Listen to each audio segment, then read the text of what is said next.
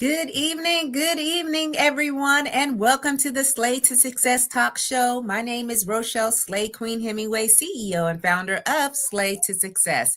I advise and empower women professionals, especially women veterans, to step up into their most authentic personal brand to gain and attract lucrative opportunities. And we are looking in 4 different areas, y'all. All right. Appearance, behaviors, communication skills, and our digital presence. Because when we get these 4 areas right, we can go after whatever we want, and we're going to use it using the SLAY philosophy. That's right.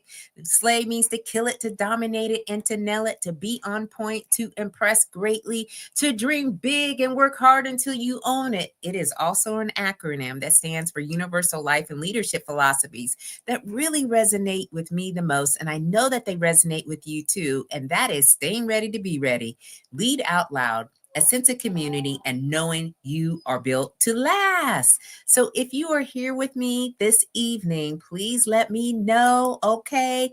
Tell me your name and where you're streaming in from. We got a couple of folks here already. Hey, GI, welcome to the Slay to Success Talk Show. She has given me an abbreviation, y'all. It is RSQ, Rochelle Slay Queen. And I absolutely love it. I'm going to start to use that on my tags, okay? Because, it's a differentiator and I love it. So thank you so much for being with us live tonight because, hey, it is about that time, y'all, where we're bringing in men and women who are living life just extraordinarily after retirement, transitioning. Okay. And so tonight I have a special guest. I have my dear friend and my sister in arms with us tonight. So as you come in, please let me know. We got Tiffany Cook here. Hey, Tiffany. Now, Tiffany was my command executive when we were at Ellsworth Air Force Base. So you're tuning in from Oklahoma. Thank you so much for being with us live tonight, Queen. And I hope you're doing well. And again, got the smiley faces. So make sure you make sure you're sharing to your network and to your community and let them know I have a very special guest here on the show. And you do not want to miss out on these gems. Okay. We got a lot to talk about. And I know that y'all are going to be very, very, very blessed after watching this show. Okay. So who do I have tonight, y'all? Well, tonight it's all about Hope Skibitsky. Now, Hope and I served in the United States Air Force, and she served for almost 28 years.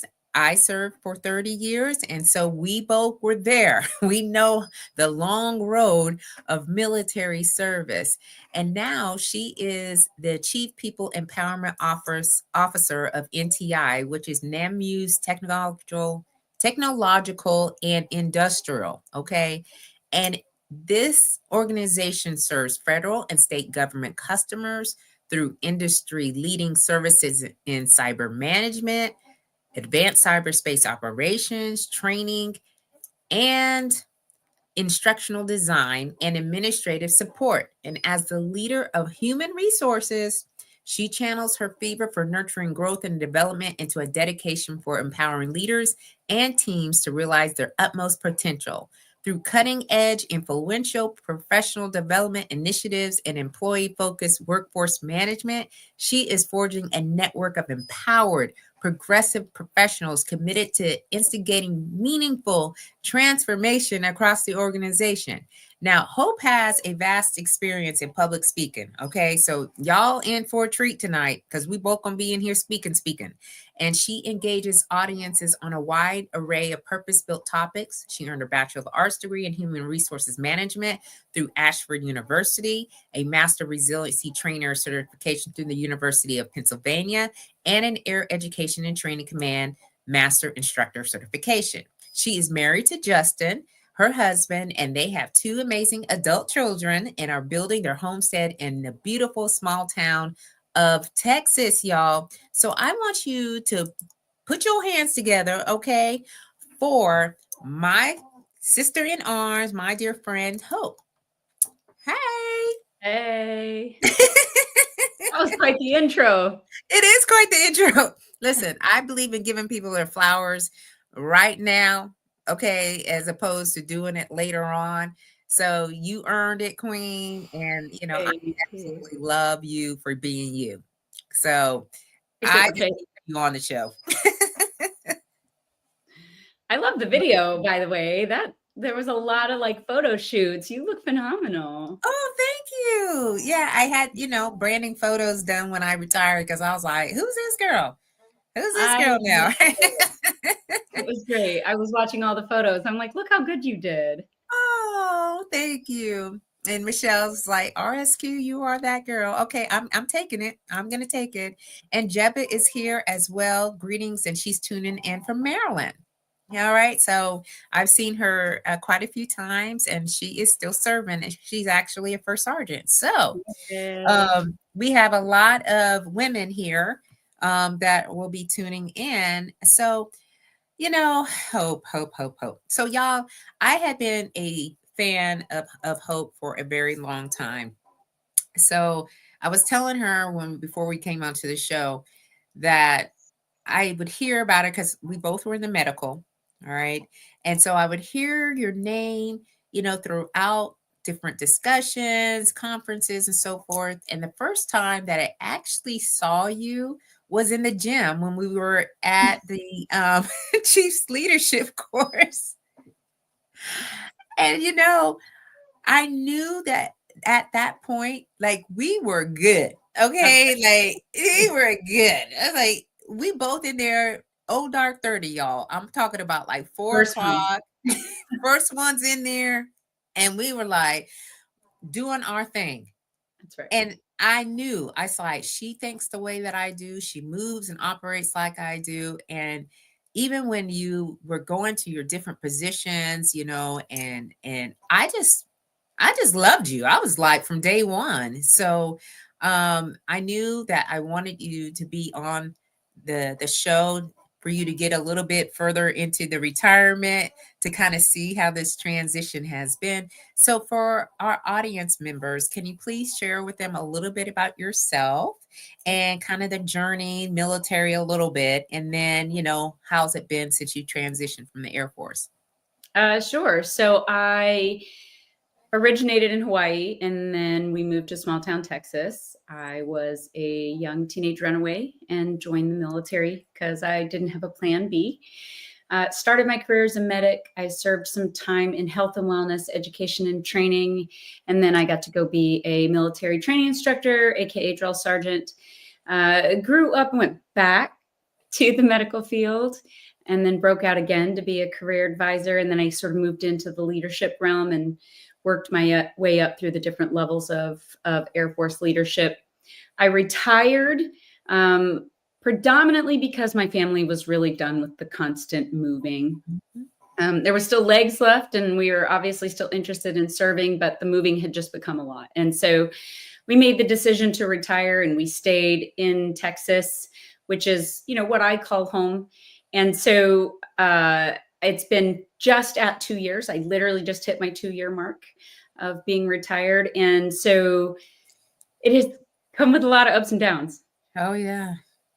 I can only imagine, and you're so right about towards the end of service. That's when all the shuffling starts happening. It's like separations, deciding where you're going to go, and so understanding that there was a decision that needed to be made.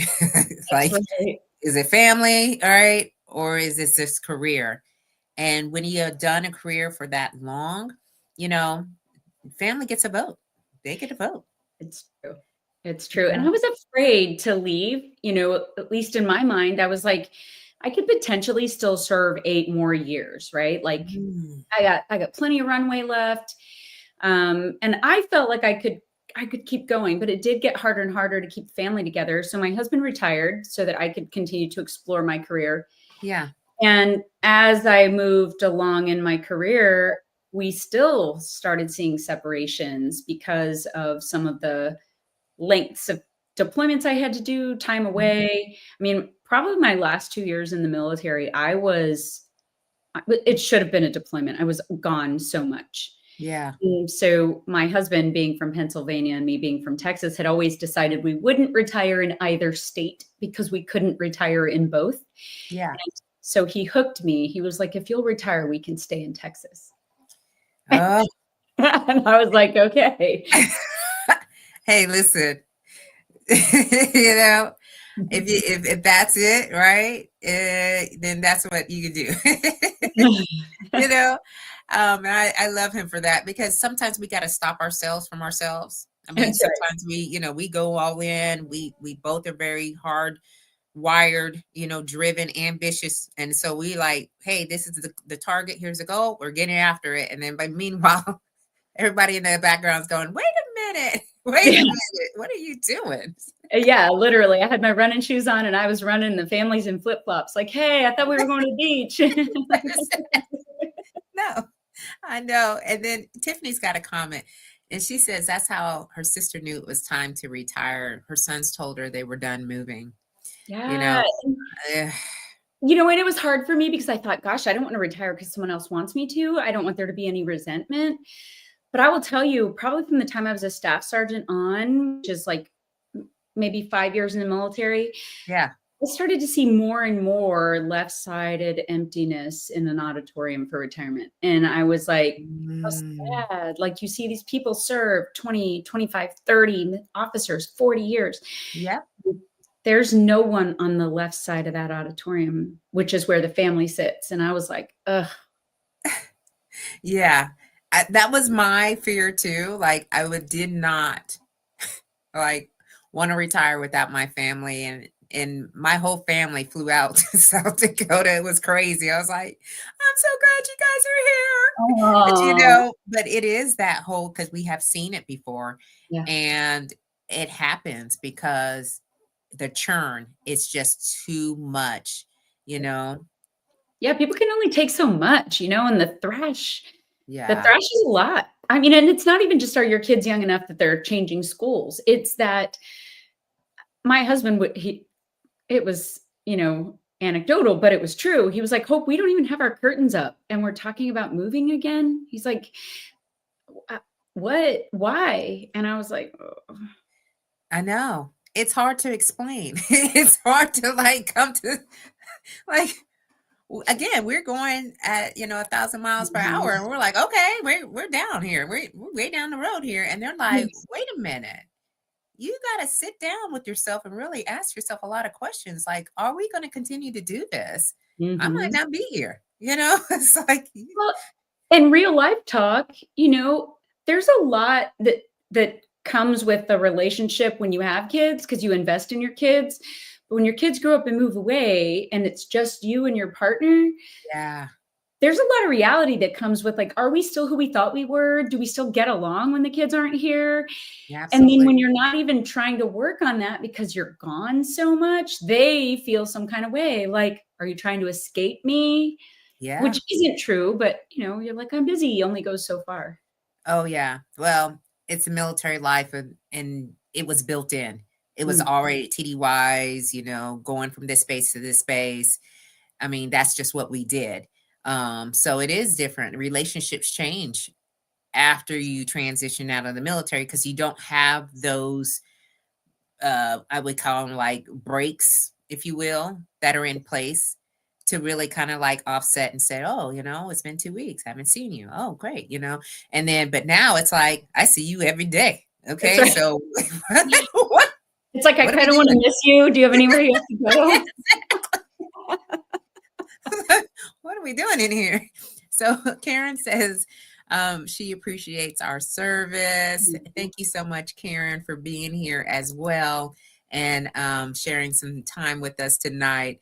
And then Tiffany says, oh, there was a huge group for my retirement. There's support. Yeah. And I really appreciated that. Like, I truly wanted that for myself, because I didn't want to feel like the time just really kind of got away from us. And again, it changes too. So I really want to talk through, some of your retirement / transition, journey, and how's that been? Because, everybody thinks it's like chocolate bridges and, yeah, roses. It's not. So for me, I mentioned to you, I was, I had a pretty tough start. So when I joined the military, I was living on my own. I was homeless. And so I was really afraid of what the outside was going to look like. And everyone says, you've got to have X amount saved up and you've got to have all these plans. And I was like, what if I fail and I end up like sleeping rough? And so I took the very first job that was offered me that would provide that security. And I loved it. It was a great job. I loved the travel that came with it. I was doing learning and development. It was a really good job. But then the company decided as a business decision to do some headquarters cuts as a savings. And since I was one of the most recent hires, I was one of the ones that was let go right at my 1 year mark. And so it hurt. It hurt. I was like, what happened? Why me? What did I do wrong? Like, I was embarrassed. I didn't want to tell anybody. I did not. People are like, oh, I never even saw a social media post about it. I'm like, what? Why would I tell anybody? I'm like, why did I say that? It was so embarrassing. And so I took it really personally. I had to seek counseling because I was like, is it me? What did I do wrong? And so that was tough. It was really tough for me. Yeah, but you know what, Hope? You know why? And I could see why it was tougher for you to hear that because when we were in the military, we walked on water. We worked hard. Yeah. We And worked hard, but they made it to where we walked on water. Everything on our reports, our EPR, which is our enlisted performance evaluations for those folks that are not affiliated with the military that are listening in. And this is a yearly report that we would get, and it would pretty much describe our performance over the entire year. And every one of the reports that I have looked at, starting from like when I was a tech sergeant, because y'all, tech sergeant and down to airman to tech sergeant was not great. But when I started to really figure out what I was doing and how I could get promoted, I started to see this like theme. And it was saying, you are absolutely amazing. Okay. You can do X, Y, Z. And you can turn sour lemons into sweet lemonade, like everything that we give you, right? And so when we retire or transition, and someone for the first time says, oh, we got to let you go, or this is not, working out or whatever, that is a huge blow to us, because you're right. What's wrong with me? Yeah. The only thing that kept me from rolling in the fetal position and crying was my rater reached out to me and he was like, look, this really isn't you. I'm glad to give you a reference. If we have a spot, we're glad to bring you back. It was a business decision. So it was the only thing that pacified me into feeling like maybe it really wasn't me. Yeah. So I didn't understand the whole business decision thing because it was my first like experiment with the civilian sector. So I tried to take it personal and he helped bring me back in off the ledge that, Yeah. Don't take this personal. It's not about you. It's about the business. Yeah. So, through that, I know that's, as challenging as it is, I think that life is, full of challenges, which are very interesting. But it's more meaningful when you overcome those challenges, right? And the lessons that we learn it, because it's just similar to like our whole military journey of all these things that we had to overcome. So now, right, you are working in a job, or I wouldn't even say job. I would say it's more than a job. I have multiple things I do now. So just while I was on my terminal leave, I ran into a great friend who was a part of an at-risk youth nonprofit organization's executive board. And she asked that because I had a lived experience, if I would be willing to do anything with that organization. And I agreed. And so I've been with that organization now for going on 3 years. And so I have really enjoyed it. I'm on the executive board now, so I get to help provide lived experience when they're making decisions on things that are going to impact those youth, which I really love because, I always adore when people try to give back to a thing that was true for them. Yeah. So I do that. Yeah. And I think that is important for us to find the purpose-driven, kind of like meaningful, causes that allow us to be able to find our way through transition because it gives us something to do. That's right. And so, finding, and again, because your lived experience and working with them now, and for many of us, our leadership style starts to shift a little bit, right? So I know that we had opportunities to lead thousands of people. Like, we were on stages, we had to make decisions, we had to report to people and all the like. So what does that look like for you right now? Like leadership for you? So currently, I am in an executive position. I had an opportunity to start an LLC, just while I was wrapping up my military career, where I was doing some leadership consulting and that kind of thing. And so when I got laid off, I utilized that as a tool and started going out doing some professional development for executive teams. And I ran into this executive team for the company that I'm in now, and I met with the CEO, and he wanted me to take on some 1099 work, kind of filling their HR position until they could find the right fit for the company. Right. Well, he ended up offering the job. And so yes. And so I'm the chief of HR for my company, but I asked him if I could change the title. So that's why I'm the chief people empowerment officer. And so that's what I do. And I love being able to both advocate for the company and take care of the humans that are making the business happen every day. And so leadership for me now is kind of multifaceted. I still get to lead and mentor up. I also get to learn a lot under the leadership and mentorship of my boss. But I'm learning a lot from my civilian teammates on what civilian leadership looks like, which at the risk of sounding all inclusive, because it's not, it's felt a little unsatisfying that the way the military poured into us by giving us leadership skill and training and courses, that is not largely true that I have found out here.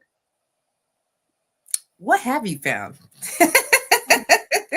So I have found that education will often see you fleet up into positions. And one of the things that I have learned largely from going to school myself is just because you have a PhD doesn't mean you can teach it. You can be really good at garnering the education, getting the skill, executing, heck, even researching. It does not mean that you can teach it to someone else. And I think that leadership has a lot to do with teaching, because it isn't just, can I occupy a position and call myself a leader? You actually have to lead. And a lot of that comes with teaching by example, teaching by actually teaching. But I have found that a lot of our folks, they want to be good at being leaders. They just have never been shown either what real leadership looked like, or been taught, where do you start with leading somebody else? Is it just writing their performance review, which isn't true? That's not true. Yeah. So, I'm sure there's like plenty of discussions going on because it's like a stark difference. Yeah, it is. And for what we have been trained to do and what we were like programmed and conditioned, right, is, we are like we are the walking, talking example. Like whatever we are saying and doing, we are supposed to be actually performing and exhibiting those types of traits, right? So, that could be a little bit like off-putting, especially as military go into a corporate role, because what we have been doing for a long time is way different. And I think that too speaks to where how a lot of people who get into the corporate space, they find difficulty in that. That's right. You know? I once knew an individual who is not worth naming, who I didn't appreciate a lot of what they did. But one of the things they used to say that I found value in was, there's no off button as a leader. And that was true for us in the military. You didn't get to walk out of work that day, take off the uniform, and then all of a sudden, don't call me. Like, that's not my problem.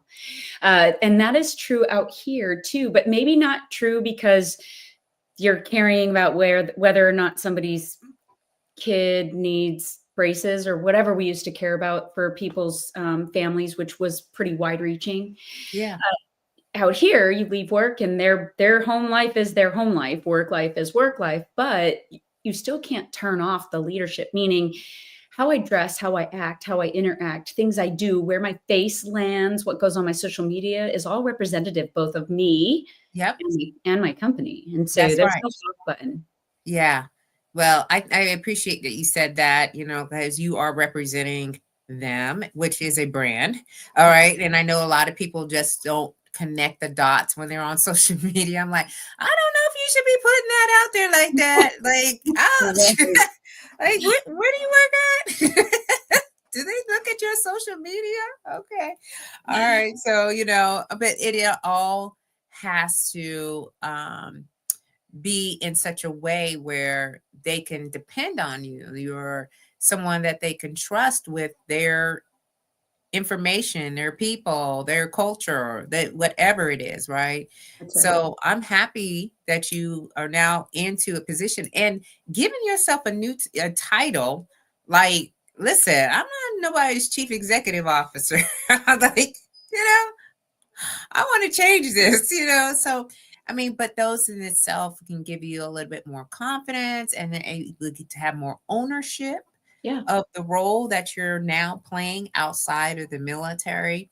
And, I know, like, again, for both of us, y'all. So thank y'all for being here because, we just having a conversation here like we do. And Bill, he said he's late reported, but you know what, Bill, you here.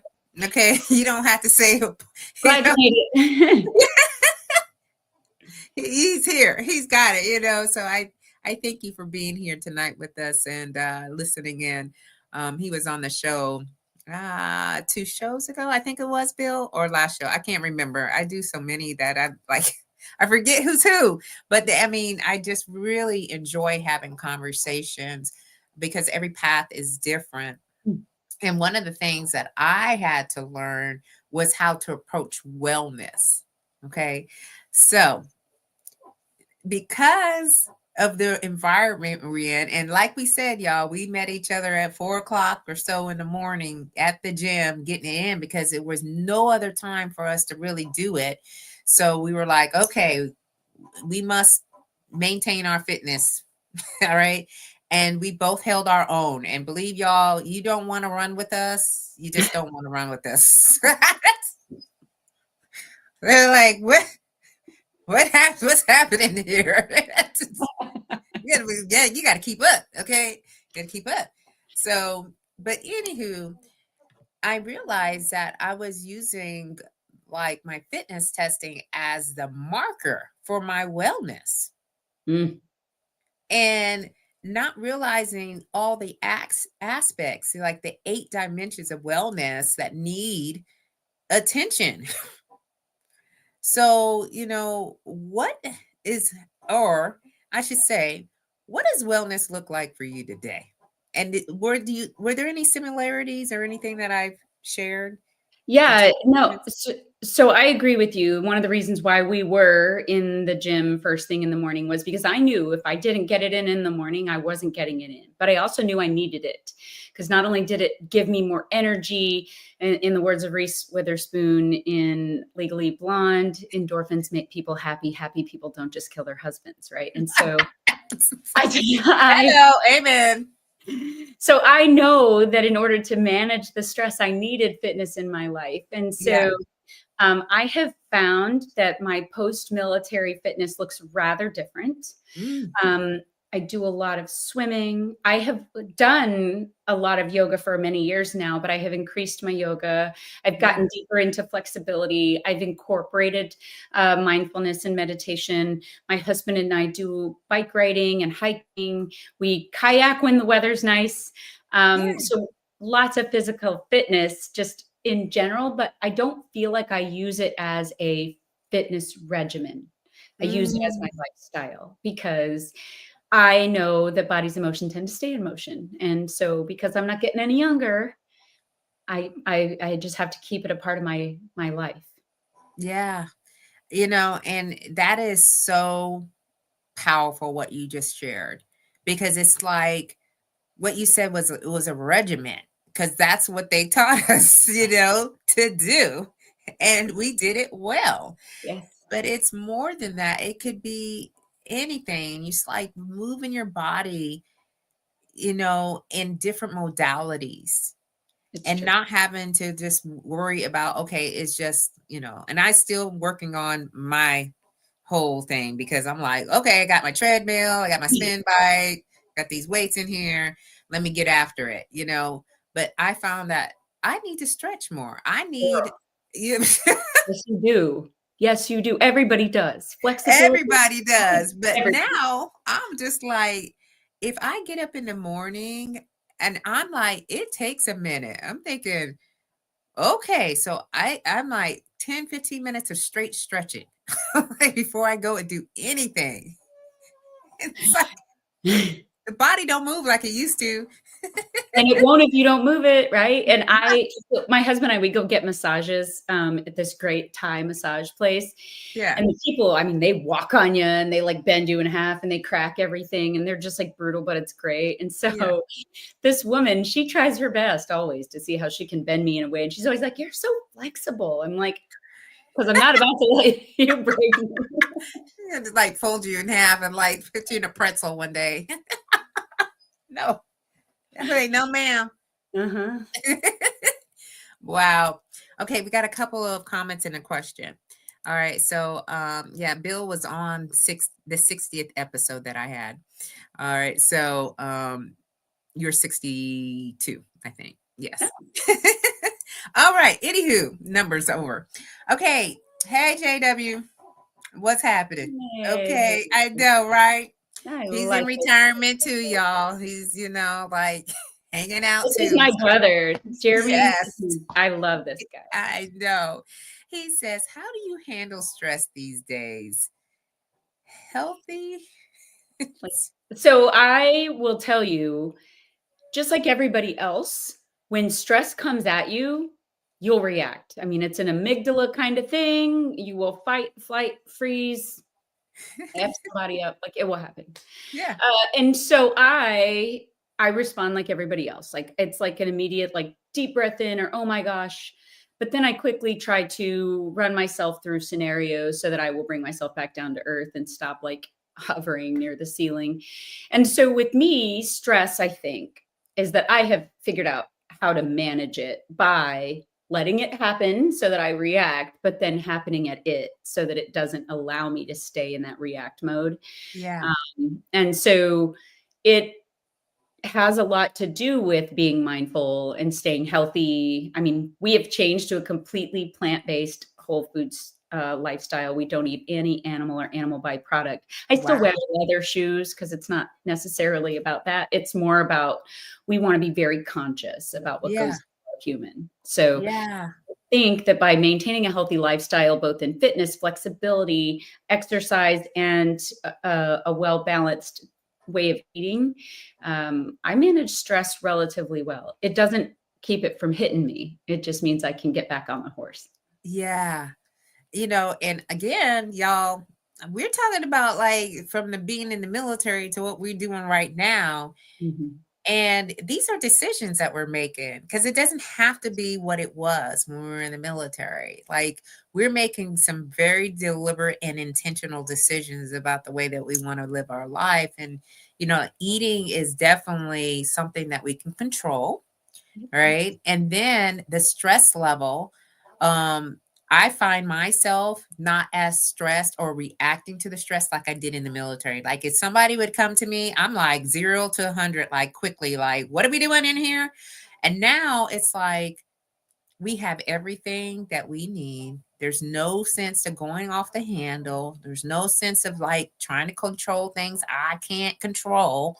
All right. And so no one's going to come in here and yell at me. Okay. And if they do, you can show them the door. Yes, exactly. It's like nobody's gonna be here questioning me and running down a whole gamut of did you say this? What that what's come. Okay. Anywho, y'all, I'm just going back to those days.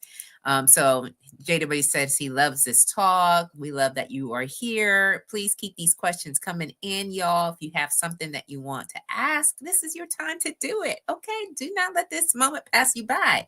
Hello, Derek. And he's coming in, streaming in from Tucson. I know it's warm out there. Okay. Yeah, because You still live Somebody there? needs to send some Tucson in this direction. Exactly, Like especially really this way change too. things. And Chevy is my other sister from another mister, a retired veteran, Air I Force love veteran as Chevy. That's well. a sweet nickname. So, hello, Queen. How are you tonight? And thank you for tuning in with us tonight. I know y'all. We talked a little bit about leadership and wellness, but the other thing that I found that I needed to work more on than ever was my mindset. Mm. My mind was getting the best of me. And a lot of times, because of the transition, I was doubting myself. I was not as confident, because I don't have a uniform on and I don't have built in credibility. Now I got to get out here and just like talk to people that haven't been in the military, And, I thought the perspective of the military was the way, being in there for so long. And my dad was in the military for 23 years. And so like that, it just kind of just got into this snowball effect. So, what has, you said you're doing some mindfulness and meditation, but, Mhm.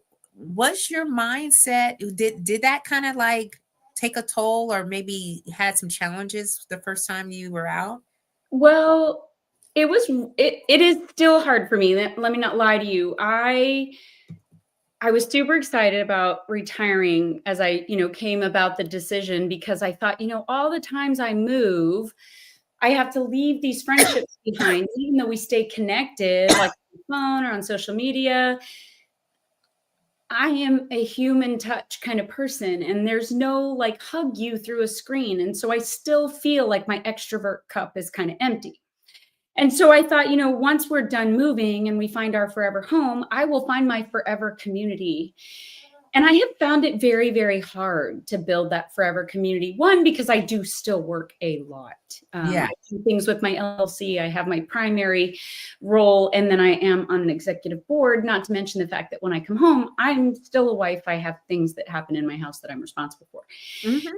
But I miss human interaction. And so I have really found it tough, kind of the loneliness. In the military, if I didn't see you for 3 months, but I ran into you somewhere, I'd hug your neck and I'd feel like my cup got filled and we didn't miss a minute between the last time I saw you and now. I don't have those same experiences. I have a lot of gaps where human interaction used to be. So that has been one of my biggest struggles. Yeah. Yeah. It's difficult because, again, the community from the military, we can go to one base and there would be like 5 or 6 people sitting, or being there. They would come to your office like, hey, welcome to the base. We were just waiting for you to get here. And you felt like you belonged, right? Like you was a sense of belonging in that type of environment, even when there were some environments that didn't feel like you were that inclusive, if you will, right? But when you're retired, it's not like you have to start over, but it's kind of in that similar way. Like, has your values changed? Yeah. The values, we were given values and told us these are the values, right? Did Yeah. they change after you transition, right? That was one of the things, because I didn't want to be out of an alignment with people in this new chapter that weren't going to resonate, and we weren't going to, build this relationship that I wanted, right? So it does take time and it does take effort, That's you right. know. So and you have to give yourself a little bit of a break. We've got like, girl, we got comments coming to galore in here. But I feel like there is somewhat of a disconnect at first, right? So yeah. So one of the things that I have always loved doing is reading. And then in 2019, when I got to be a part of my first promotion board, I had to do a lot of commuting through the city. So I started listening to audiobooks. I have become like an avid audiobooker. And so that has become like my release and my best friend. I go back and forth between professional development books and just guilty pleasures, which I absolutely love, murder mysteries.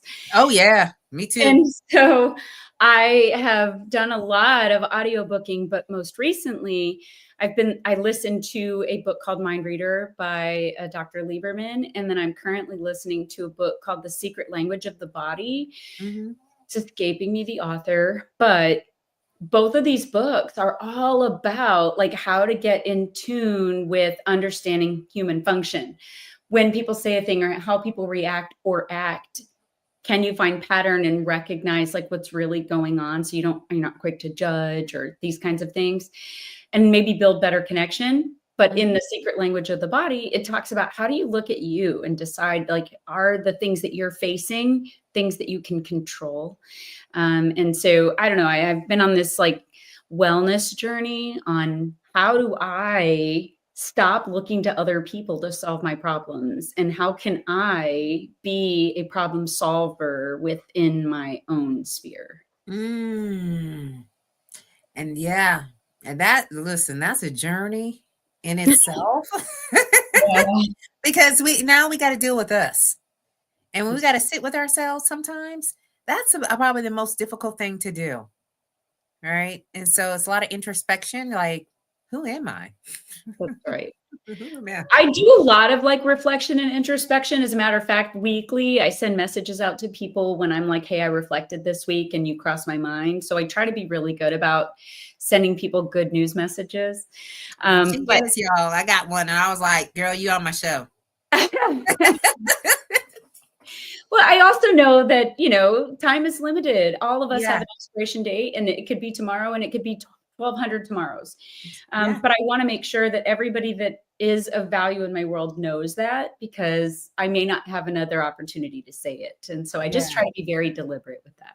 Yeah, I appreciate that because I haven't gotten to that point at all. But I appreciate when I do get them because I'm like, man, this is something to aspire to do.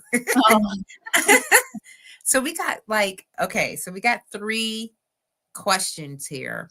Okay, so we'll go with the first question, and this is from Tiffany. And she says, what type of mindful practices do y'all use? And what mindful practices would you suggest to those who are in the military to prepare them for the transition to being outside of the military that they learned in the fly, meaning not provided by the military? She's an RTA, and there are a handful of mindfulness practices that were taught, but there are so many more tools to learn about. it's a great question, but I'll tell you, when I went through the original Master Resilience training that was built by Dr. Karen Rivich and the team at University of Pennsylvania, which is where Army Comprehensive Fitness was derived from, and then Air Force Comprehensive Fitness, and thus our Master Resilience program came from, in case you needed a history lesson. We got history, y'all. But in that, they talked a lot about mindfulness, which as an RTA you'd have learned. And so that grounding that is mindfulness is a lot of what I still practice today. And as listening through this book, The Secret Language of the Body, it's one of the things that they focus on widely, which there was this great book called On Combat. And it was written by a gentleman who used to work a lot with the police department, military, and that kind of thing. And he would teach them how to train their amygdala, your fight or flight response, how you can train it to where even when you are like shocked out of comprehensive response, it will react in the way that you've trained it. And in Mm. that, he talks a lot about mindfulness because, being able to smell the air, remember that your feet are on the ground, be present where you are, helps you kind of realize, to your point, Rochelle, earlier, how do I focus on the real and the right now and not allow my brain to run away with whatever, because I can't control those things. Yep. I can control where I am and what I'm doing right now only if I'm present. And that mindfulness, kind of bringing you back to this present state, focusing on the things you can control, gives you power. And it's Yeah. powerful to feel like you are not powerless. So Mm. don't lose that mindfulness you're talking about, Tiffany. And it's an oldie, but a goodie. Yeah. I love that. And for someone who did not believe in mindfulness, believe me, I now practice a lot of different things. But one of the things is when I'm stretching, I am focusing on every part of my body. Like no part of my body is not being addressed. You know what I mean? Like I felt like that was something that was totally missing from the way that I took care of myself. Like, so now I'm like, I really like when I'm brushing my teeth, I am actually feeling my teeth. Before it was like, and Girl, I'm just at the presence door. matters. Presence It matters. does matter. It gives you a whole different outlook and perspective on all the things. And now when I'm listening to my son, and our son is 15, I'm actually listening.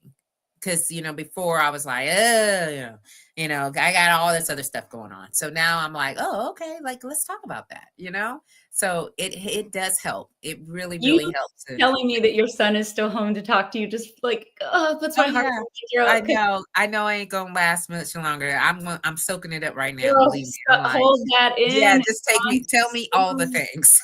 It's Tell gone me too all the things. soon. Because I know you're not gonna tell me all the things here in about another couple of years. So I just think about the fact that my son is a legit adult. He's in the Navy, stationed out in Japan, and we have an amazing relationship. Girl, trust and believe. I sunk these hooks in deep. That is a mama's boy if you've ever seen one. But I would let him live at home with me till he was 50. My husband won't that's have me. it. Yes, my husband too. He said no, not today or any day. So I was like, oh, my baby. Yeah, I'm like, well, you're it's okay boy in mom. Italy. Why can't they live at home till they're 45 in Italy? Yeah, I know. I just didn't know why we were even talking about him moving out. I was like, what are we doing here? Like, he's gonna be here. I don't know. So yeah, so I love your input and your advice about mindfulness for sure. And then Bill has a question here, and he says, so you were both in senior enlisted leaders in the military, both getting it done in those years, but also striving for the modern world we enjoy. Now that there are overt forces attempting to take us back in time to some extent, have you thought about some strategies for maintaining the forward movement in the current environment? So it's a great question. I'll tell you, it's not a question that I haven't heard a lot recently. Yeah.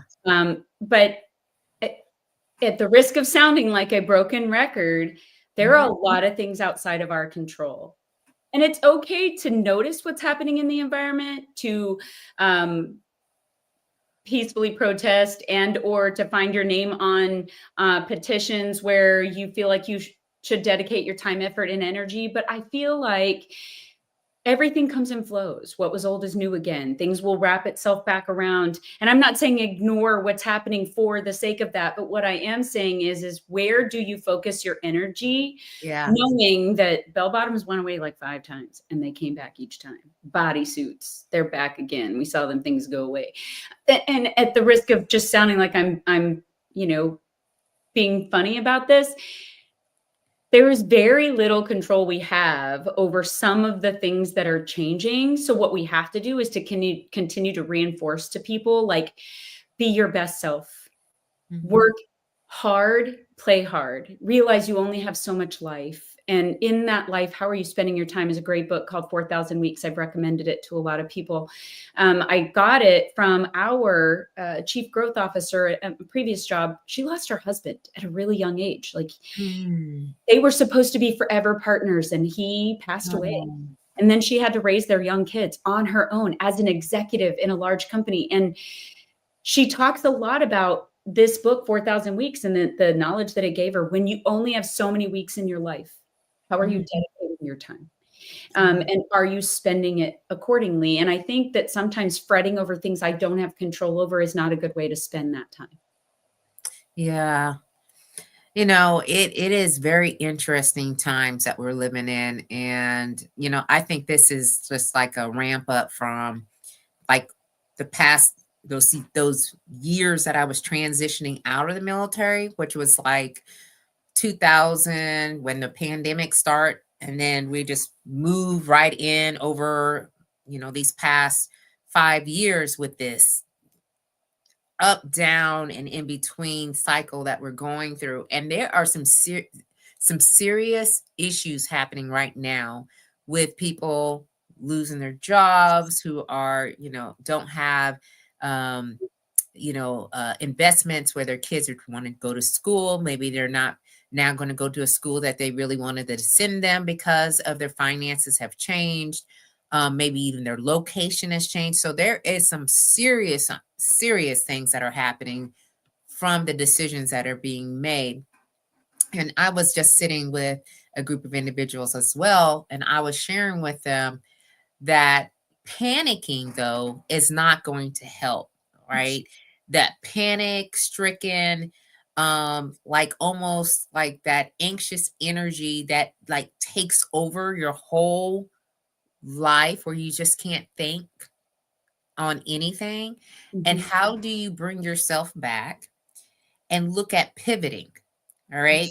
And there's a lot of pivot can be of any sort. It doesn't have to be, well, okay, now you go and start up a business and you start working that angle. That's not what I'm speaking about. It's like, what is it that you can now offer or maybe have an opportunity to get into that will allow you to now redirect yourself into a different path? And as easy as that sounds, but I know it's not, it really has to come down to who are you and where do you think you can add value at as opposed to where you were before.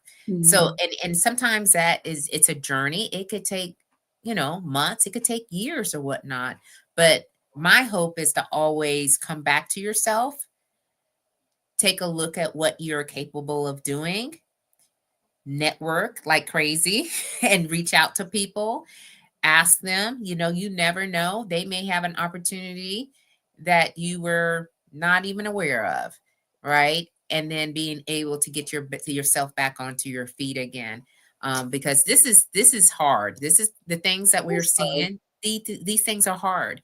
It is hard. And I want to reinforce your point. Like, when one door closes, you can either believe that is it and it's over and there's, everything is hopeless, or you can think, okay, that door is closed. Yeah. Where can I look for another door? Yeah. And so that's how I felt when I got laid off of my job. Like, all of a sudden, the security I needed and was looking for was gone. But instead of being like, everything is going to fail because that failed, I had to find something else. And so you'll get this medical analogous, but I liken it to my times in Afghanistan when you're in a trauma bay. Yep. And the trauma czar is like, hey, I need everybody to keep it calm. You all know what you're doing. You all know how to do a thing. But we're bringing these lives in that have gone through a lot. And they're either like just unconscious because of their situation, or they're unconscious medically because we needed to get them there so that we could manage their injuries. Yep. And we know from plenty of studies that just because the body is unconscious, the mind isn't necessarily. And so the trauma czar had to remind everybody not to get spun up, not to get heavy and loud with their language, not to act like you're losing control or that you're frightened.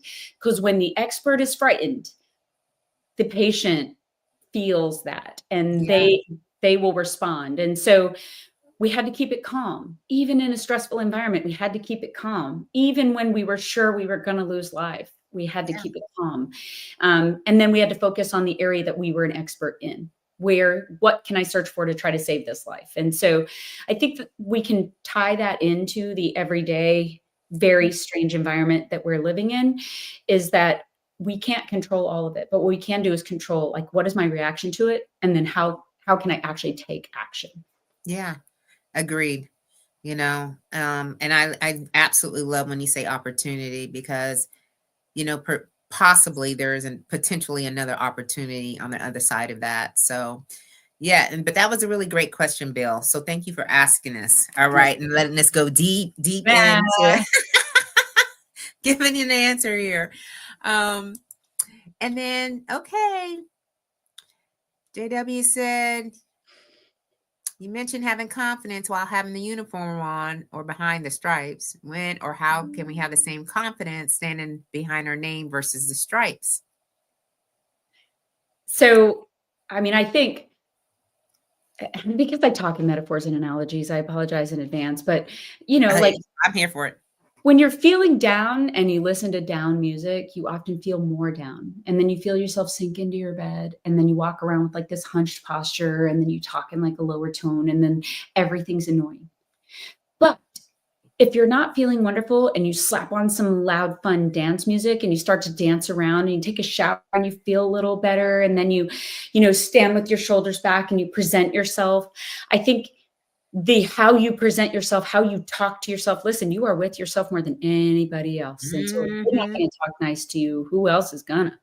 And so if you start to talk nice to you and start to reassure you and you throw your shoulders back and you talk with the confidence you possess, sometimes, and this is where I think we lose the fake it till you make it analogy.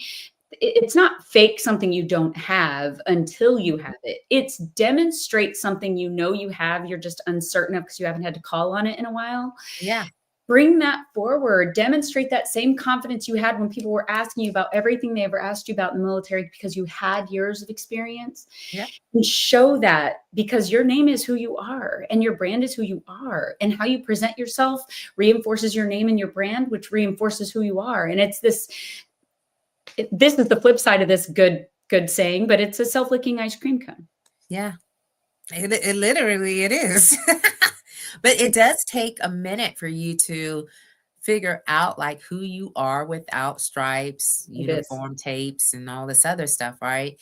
And I also believe that when we look at the history of our family, like the name of our lineage of our family. And so what I started to do really was to focus on, my maiden name is King. And so I come from a long line of kings. And now I'm married to my husband, and his last name is Hemingway. So what is my name going to represent when I kind of look through that lens? Now, I was looking at it a little bit when I was in the military. Don't get me wrong. But when I decided, okay, like how I'm going to get back to Rochelle, I needed to really think those things through and look at what they have done to overcome. And I'm like, man, I just need to get my ish together. That's all I need to be doing. Okay. And really realize that I am like a confident woman. I do believe that I carry myself with a certain presence. I do believe that what I have to share is added, and I bring a lot to the table, right? And so we have to like speak to ourselves in positive ways. We have to counter, because more than likely we're saying negative things, because reality is that's human nature. And the way that we are programmed and wired is we can't do anything. We don't know what we're doing. Okay. And so you have to say, I am confident. I am, wonderfully made. I am smart. I am whatever you want to put into that. And I still use those I am affirmations today. I do power poses still, because I'm like, listen, queen, you don't feel like 100,000% today.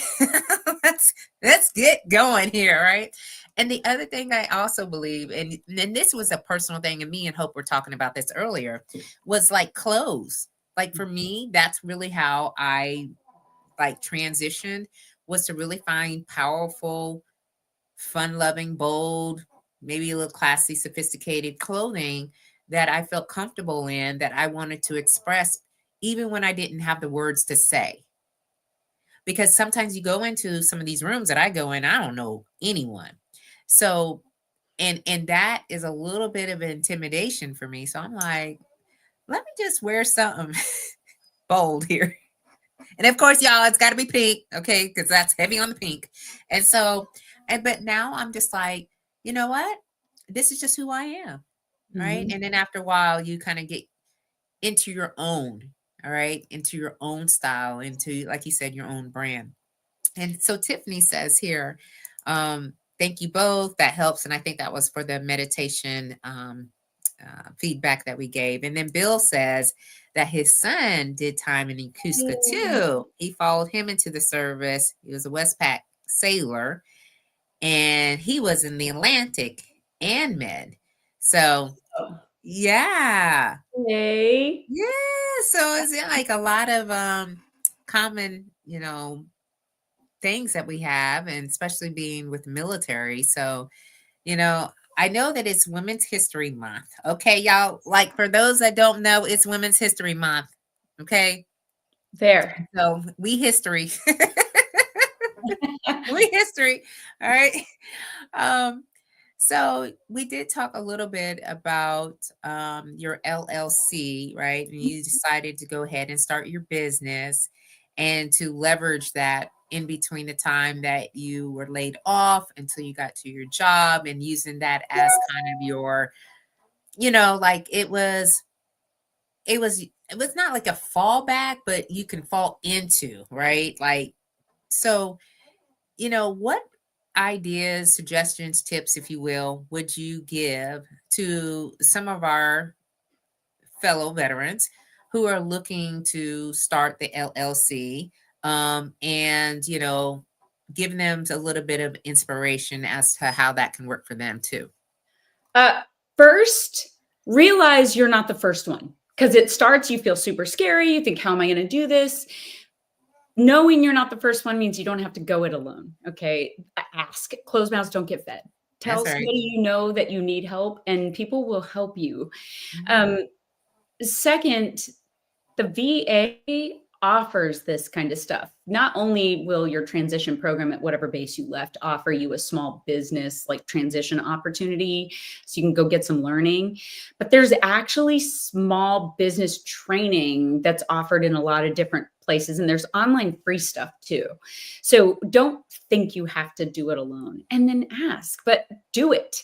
Never is a good time. You don't have to file franchise tax for the first 5 years if it's a veteran-owned business. So make sure you do your homework, get your stuff registered as a veteran-owned business, but don't let fear stop you from trying. Like, if you bring no money into it, you bring no money into it. You still have it. You did it.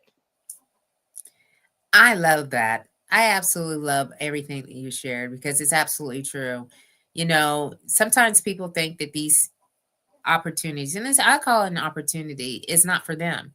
And you never know until you try it. You never know what's to become of it. And I learned so much outside of business when I started my LLC too. When I got my LLC, it was not just about the business. It was more like it was self-development. I was like, I'm learning a ton up in here, like things I had no idea that I should consider, right? And again, if you bring money in, that's the idea, great. But if you don't, guess what?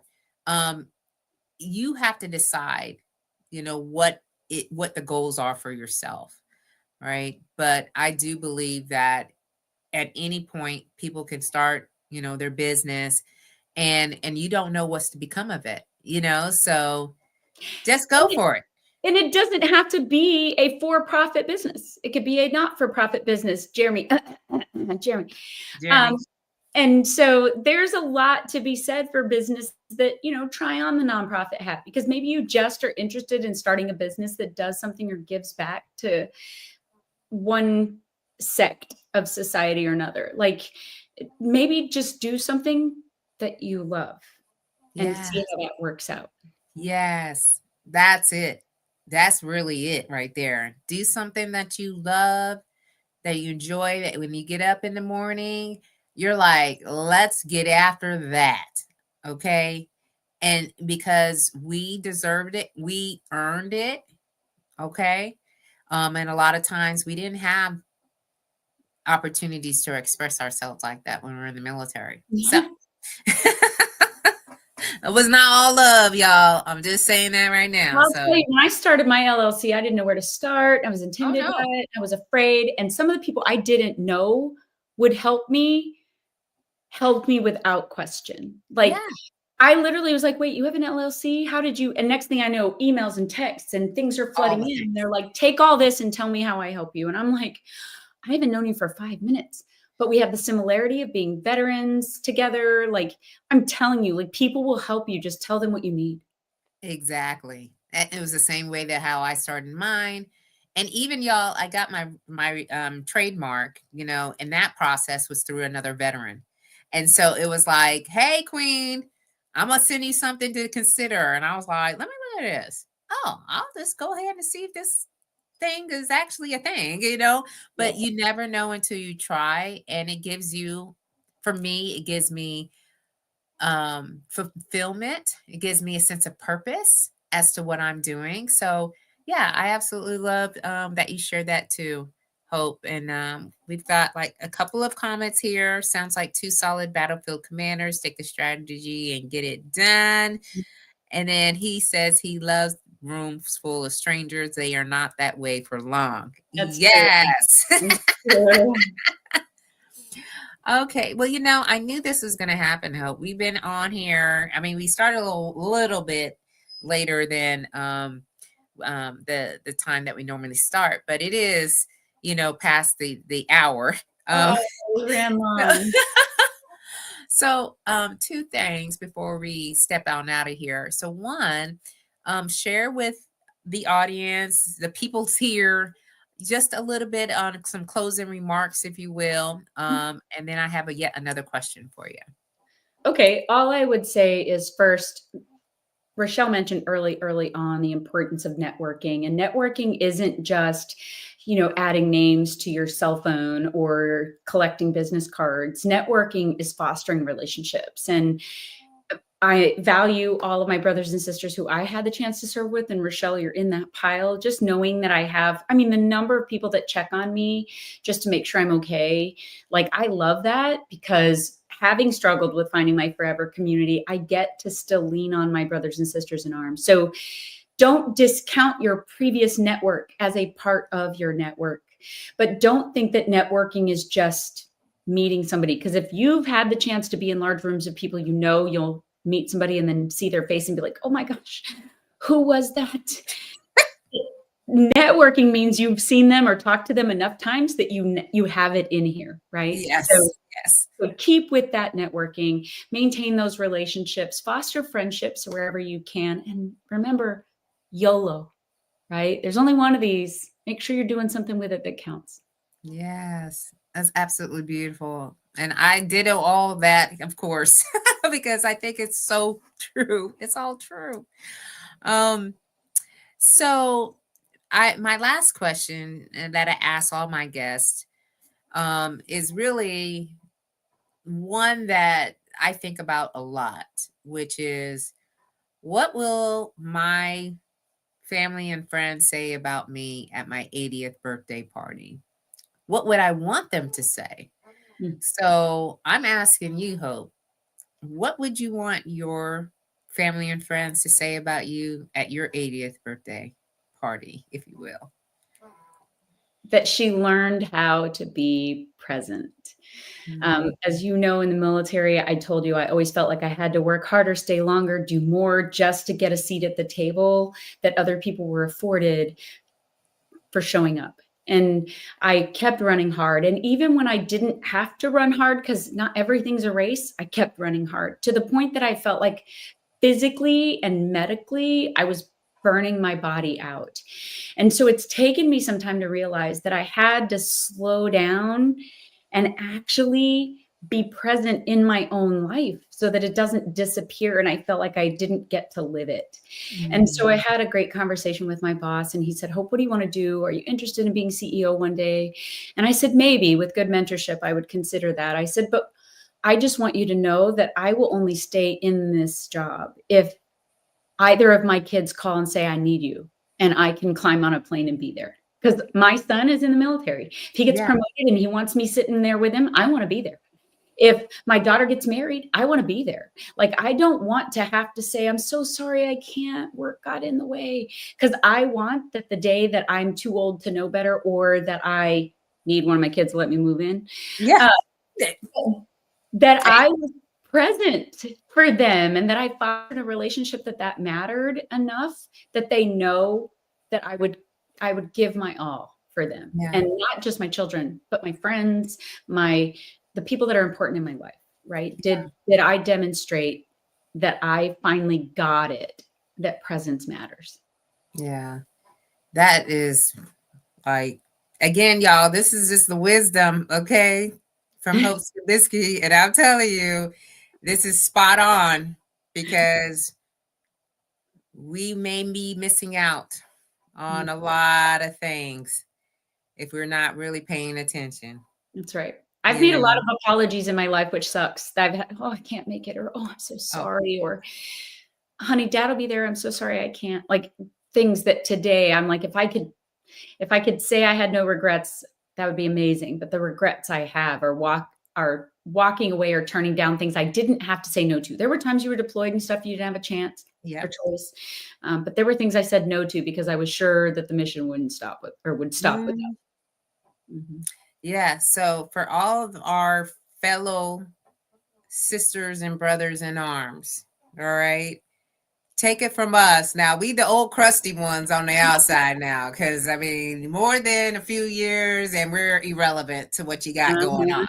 But I'll just say this, you paying attention and understanding that you don't got to be at every little thing. That's right. You know, and making it where it's more bigger than what it actually is, because that's sometimes what we do. We got to have our hands in all things because we don't want anything messing up. And the reality is this show will continue to go on because, as I know, the Air Force is still doing its thing. Functioning without us. It's functioning without us. Without us. I mean, they not calling us or anything to come in there and make decisions. Okay. So right. I'm just saying, like, let's just do a reality check here. All right. And there's a little bit of hard truth there. So and Bill says that we are babies. Okay. I need to keep you around, Bill. Yeah, exactly. Oh gosh. Okay, listen, y'all.